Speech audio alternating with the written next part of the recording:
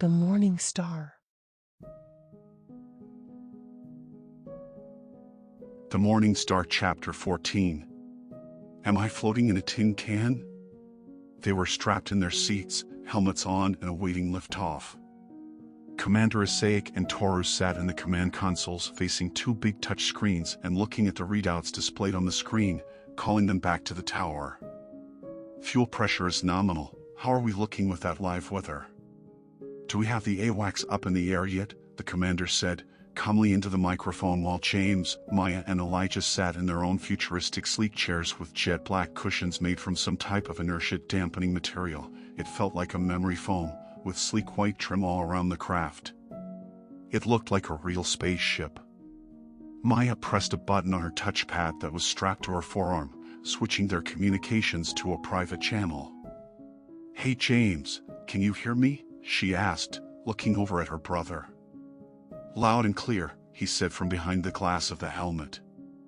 They had already pressurized the cabin and were breathing through their spacesuits. His voice sounded strange, hearing it in his ears as he spoke inside the helmet. "You feel okay?" he asked, trying to hide the nervousness in his own eyes. "Well, seeing as this isn't even technically human-rated and has never officially flown any human beings into space, I'm a little worried." "Yeah," she replied and glanced down at the countdown display. It read T4:32:16. Under 5 minutes, she thought to herself, "I can't believe this is really happening," and looked over at Elijah. "How are you doing, Eli?" she asked, and he didn't even look her way. She waved her gloved hand at his helmet mask and he looked up. She pointed at her touchpad and he nodded his head and tapped his wrist pad. "Sorry," he said, coming onto the channel, "I was listening to Commander Isaac." "I don't know, I like listening to the checklist. It's kinda relaxing it." "Relaxing, huh?" she replied, shaking her head and laughing. "You are loving this, aren't you?" "I mean, we will be the youngest people ever to be in space," he said, his smile beaming through the clear helmet mask. "We will be in the history books. Yeah, if the story ever even gets out." "You think the government will want anyone to know about this?"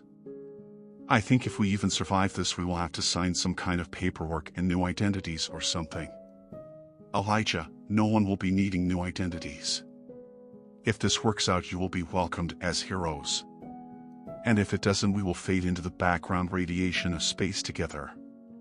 Either way, it will be exciting," Bella suddenly said, cutting into their conversation.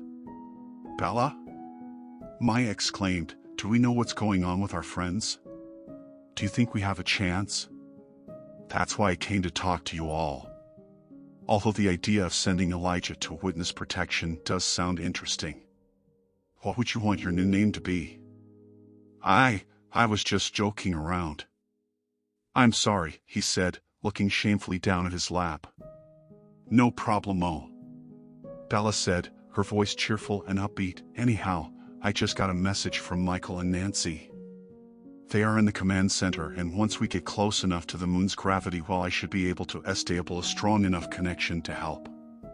Hopefully, as we get closer, my stronger power source and signal strength should allow me to overpower certain parts of his system that I haven't been able to access. T-1 minute, folks. Have a safe flight," she said, and the comms went dead. Back in the control tower, Douglas sat at the console next to Michaela while John and two assistants walked around the room looking at displays, and John calmly called out the countdown checklist. "What exactly do you think we can do from here?" Douglas asked, staring at the code Toru had sent them. It was a similar neural net matrix as the one on the moon's rover, and he had been studying the geometry of the code, but had so far come up empty. There were just too many variables to account for in a system this intricate. At least him, anyway. She had been looking for patterns in the code, trying to see the matrix below the matrix. Sometimes when she closed her eyes, she could just visualize the code in her mind, twisting it and turning it in her mind, like a puzzle that was twisted in all dimensions. She'd had this ability ever since she had begun to learn computer systems as a little girl. She would visualize the pattern, see it in her mind, and then unlock it. She didn't know how to explain it to anyone else, although she imagined it must be like trying to explain the sound and the feeling of a symphony to a deaf person with sign language. Something is going to be lost in translation no matter what you do. I've got a few ideas, but I won't know for sure until I see the neural network live and in action. It gets strange when you have two networks trying to maintain quantum synchronicity. But I think if Belladonna can get inside, I might be able to do something. Help. But, yeah, I'm not sure, she said, rubbing her eyes and leaning back in her seat. Douglas looked out the windows of the control tower and stared at the rocket off in the distance. There were clouds of liquid oxygen swirling around the base, and the outside of the rocket was frozen white from the chill of the fuel. He glanced up at the countdown clock. T 24 seconds. All right, folks, everything is looking good for launch. All systems are nominal and the upper atmosphere looks calm as a summer day, John's voice said, echoing in the speakers around the room, and the timer slowly clicked down. 10, 9, 8, 7, 6, 5, 4, 3, 2, 1, and from below the skirt a stream of flames, like a flying river of molten steel glowing in the sky as the rocket disengaged from the strong back, its metal arms falling away, and the rocket began its slower than Douglas and Michaela had expected. It almost seemed to crawl up at first before the 27 Merlin engines kicked throttled up and it lifted off, streaking across the sky like the Firebird, and they all watched while John continued calling out commands into his headset. Back in the Dragon capsule, the world was shaking and spinning. Maya could feel herself losing consciousness as the G-forces began causing her vision to go dim and a slight vertigo seemed to kick in. She took a deep breath and closed her eyes. Elijah, on the other hand, was smiling from ear to ear as the rocket lifted them up towards the heavens. Preparing for rotation, 2.63 degrees by 1.8 degrees, wind is steady and all systems are nominal.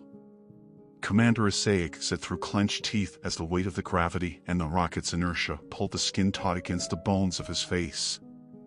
Toru gripped both armrests with both gloved hands and tried to focus on the display in front of him, showing the spacecraft's speed, altitude, and course on a three-dimensional view of the Earth and upper atmosphere.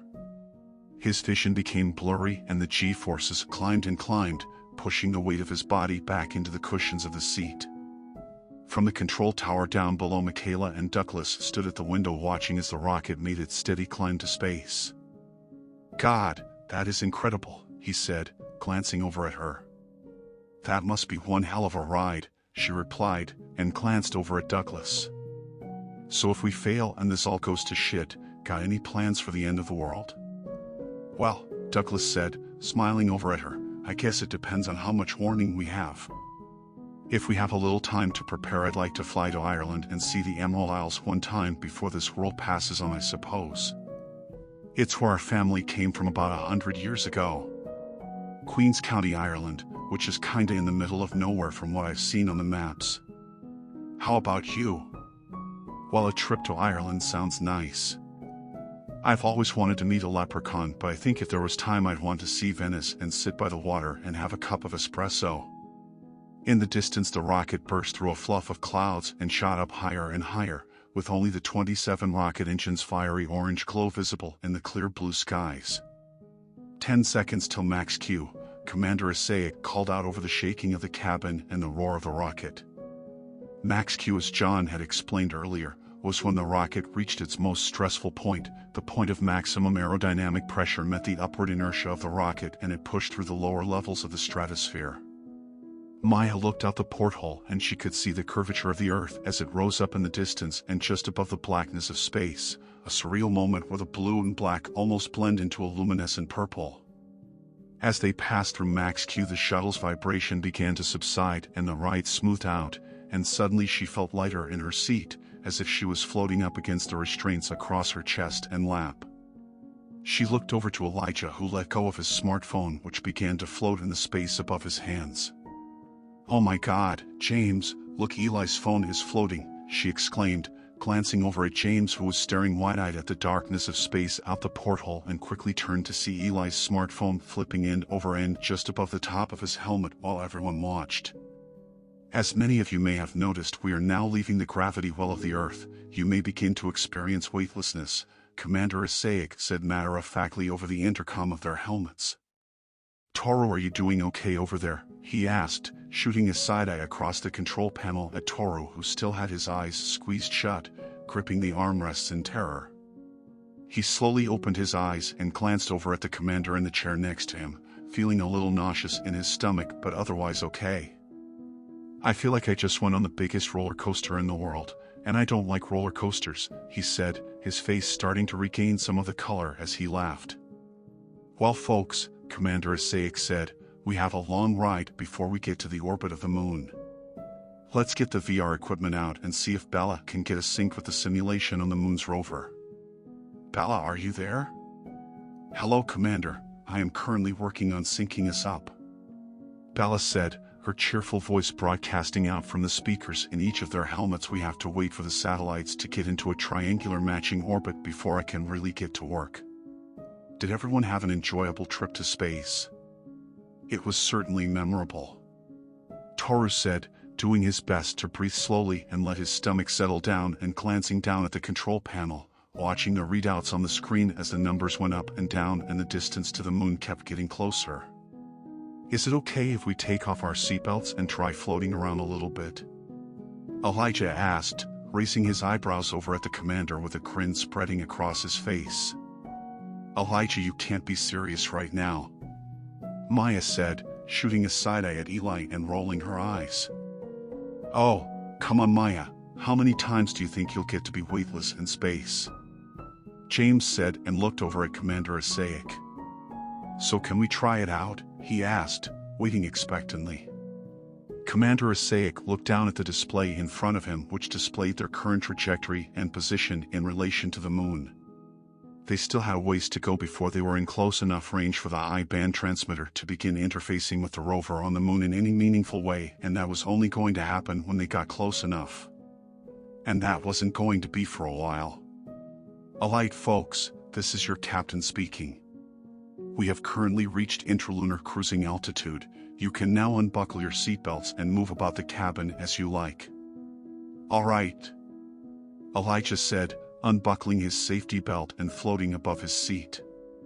He grabbed the corner of the chair and spun himself in a full circle in the middle of the spacecraft. Ho ho, he said as he turned end over end in the weightlessness of space while Maya grinned ear to ear. Alright, you win. That does look fun, she said, unbuckling her seatbelt and floating up above her chair. Soon all of them were floating around the inside of the craft while Commander Isaic hit play on the music, filling the room with the sounds of the Doors. Riders on the Storm.